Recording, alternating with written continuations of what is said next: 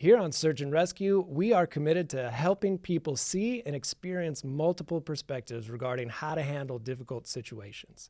Because oftentimes, the only version we get is how a politician or celebrity or sports figure handles their particular scenario. And in my opinion, we need stronger role models than what we get tossed in our faces every day. So with that, I'd like to introduce a segment we like to call, well, that's one way to handle it.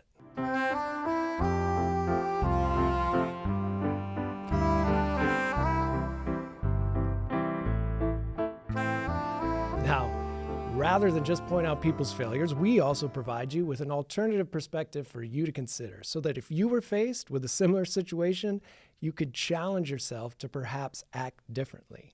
So here we go. Jedd Fisch was hired on to serve as the head football coach for my beloved hometown University of Arizona Wildcats a couple of years ago, and he inherited a real dumpster fire of a program. But within a couple of years, he turned the program from 1-11 to 10-3 and ended this year with a complete shellacking of the Oklahoma Sooners in this year's Alamo Bowl. The community could not have been more proud of him and the team and the culture that he was building here. In fact, one of the comments he made at the end of year press conference was particularly inspiring to me right here. I love our players, and I think the reason why we can do what we do is because our players stay, and our players work hard, and our players believe. The reason he emphasized stay was because it is a constant battle keeping kids believing in a program and a coach when they're under constant pressure from other universities to jump ship. For example, Coach Fisch had lost 3 of his best players to the previous year to University of Southern California. I'd imagine that is extremely frustrating. He also made a comment earlier this year when one of his top recruits decommitted from the program and chose another school. He commented here, "For some reason, commitments in football don't mean nearly the same as commitments in college basketball and college baseball and college soccer, which is a bad thing." Well, Coach, I agree with you 100%, and I'm on board with this beautiful culture of family and loyalty you're building. Our community is all in on you, man. Well, a few days ago, Jedd Fisch decommitted himself from the University of Arizona, chose not to stay or believe, and instead took the better offer and ditched everything and everyone. Now, obviously, we don't know what was happening behind closed doors, and it seems to me the University of Arizona is also a hot financial mess right now. But our community and his roster of kids were led to believe that he was all in. He built the entire turnaround on that foundation that our kids stay and believe and commit. In his exit statement, he patted himself on the back for what he did here and said he appreciated us. It was a hard decision and thought he'd never leave and blah, blah, blah. The same AI-generated statement that every other coach that's done the same thing would say. But rather than sit here and rip on Jedd for leaving, something that it seems 90% of coaches do in his same situation, instead, we're going to provide you with another way to handle it. Morning. How are you guys? Good to see you.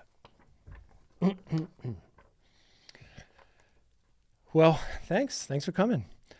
I've called this press conference to get ahead of some rumors about other schools' interest in me, and I want to start by saying very clearly, I'm not going anywhere. Yeah! I appreciate the interest, and it always feels great to be wanted, but you guys know we've been building a culture here at Arizona, and it's not just words.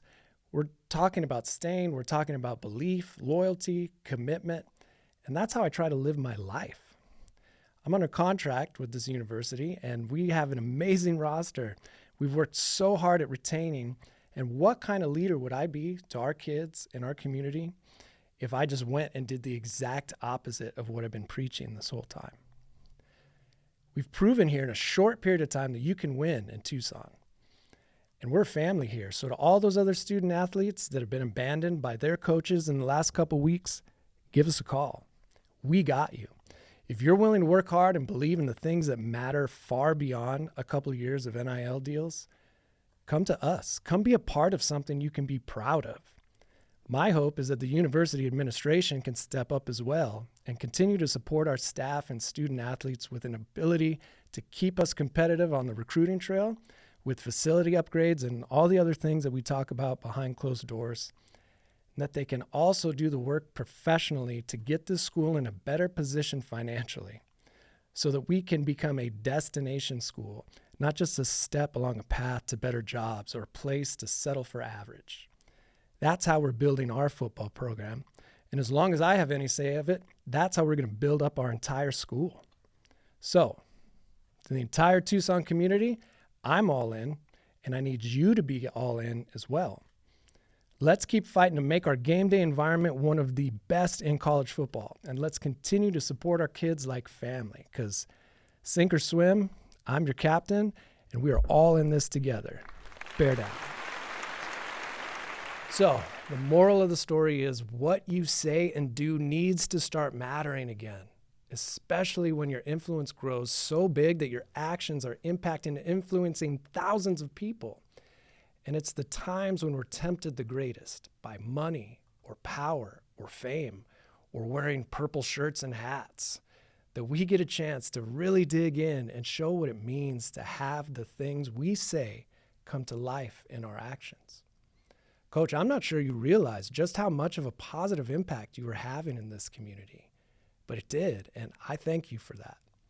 To our listeners, I hope if you're ever faced with a similar situation in the future, you consider handling it differently.